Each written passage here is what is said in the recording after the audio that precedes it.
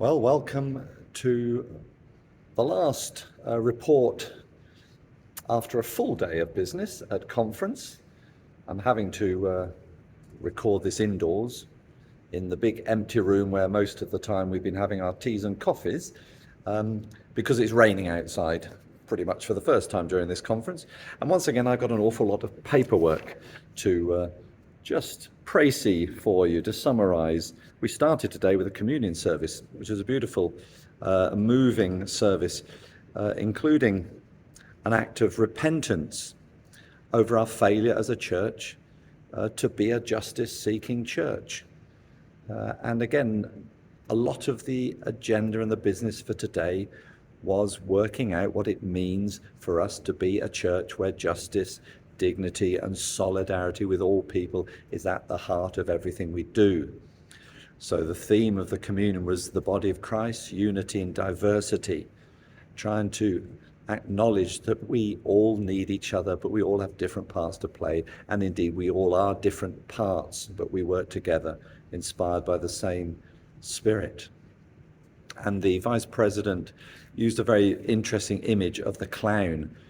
Clowns, very often, he said, have crosses marked over their eyes. I think you can picture what he was talking about. And he was saying we need to see the world through the cross.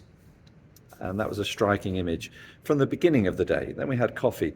After coffee, we were informed that the President and Vice President next year will be the Reverend Jill Newton as President and Deacon Kerry Scarlett as Vice President. Those elections were announced. And then we had a lot of business to do with oversight and trusteeship.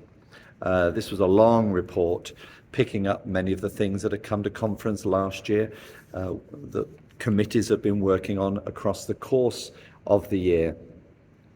It emphasized that as Methodists we try to be connectional in all that we do. We try to allow participation by as many people as we can in what we do.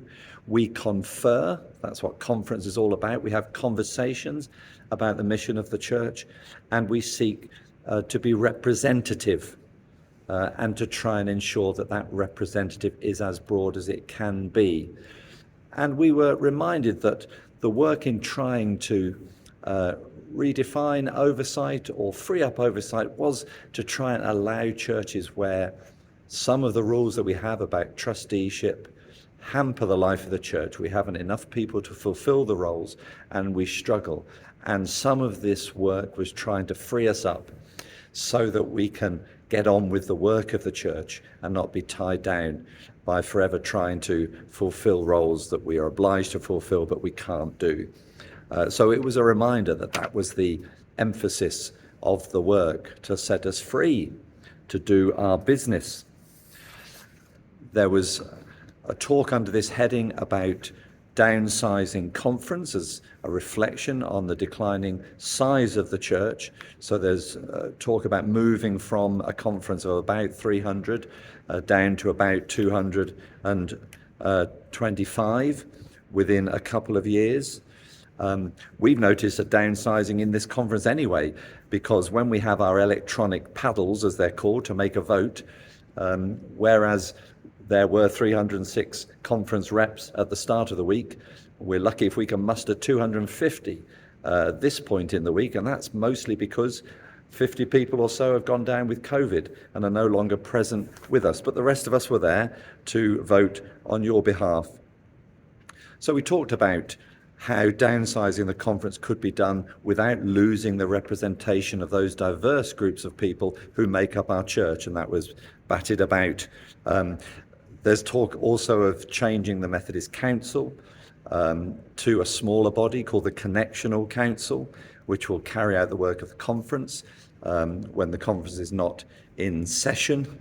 And then just before we came back to more of that business after lunch, we had a little step back from that business and we celebrated the 150th anniversary of the Methodist Insurance Company, which has handed out over £11 million in grants to churches over recent years, since 2015, and was very proud of their non-profit making, that their profits get poured back into these grants and into good gifts. They've given £50,000 to Ukraine, to support Ukraine, and those of us who have, as I do, a free Zoom account during these times where online worship and meetings have been so important, all those Zoom accounts across the connection were paid for by the Methodist Insurance. So we celebrated that, and ironically we celebrated the ability of that company to pick up the pieces after fire had destroyed the church. Ironic, because the theme for the Vice President for this coming year is to light the fire, to rekindle the fire. And here's the Methodist Insurance Company trying to put it out. Well, that just sent us off into lunch with a smile. This afternoon, we had representatives from the Forces Chaplaincy here with us, because for the very first time, both the Chaplain General and the Deputy Chaplain General of the British Army are both Methodist ministers. And there was a time to honour the work that they do in being there alongside soldiers in the active service in the various forces, and doing that on behalf of the connection and the conference that sends them. And of course we have in Mike Hall within our own circuit an RAF chaplain, so that is very much a part of our identity. And when he is deployed in the new year, that's an opportunity for us as a circuit to really support him in prayer and in practical ways while he is abroad, wherever he's deployed to. We carried on talking about oversight and trusteeship, restructuring of various committees.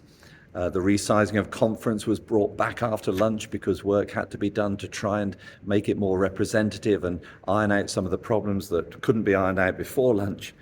And then one of the votes that was lost today, one of the pieces of work that was brought to the conference that was not accepted by the conference, was the proposed restructuring of the districts to make fewer districts larger districts.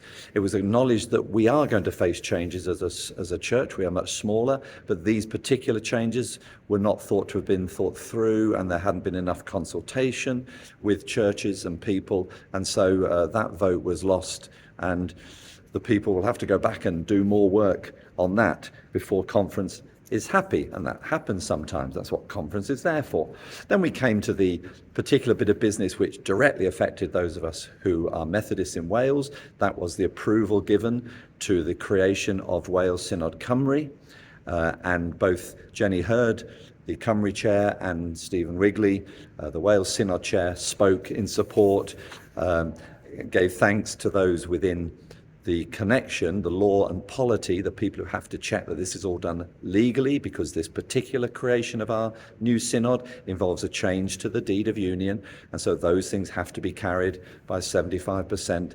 But that was a moment where, for us as Methodists in Wales, we had a chance to be in the spotlight and to receive the congratulations of conference that all of the resolutions relating to the Wales Synod and the Synod Cymru coming together were passed unanimously. And then another Welsh Methodist, Dowd Irfan from Cardiff, this year's youth president, talked about the work of children and young people within the connection and the work of 3 Generate, and about the voices of young people and how they can be heard better within our churches. So he spoke for several minutes, and indeed he and the other youth representatives led the final prayers of the afternoon, before which we had a chance, once again, looking at the report from the Justice, Dignity and Solidarity Shadow Committee, as they're called, just to remind ourselves of these principles which are really at the centre, giving dynamism and momentum to all that the church is doing at this moment.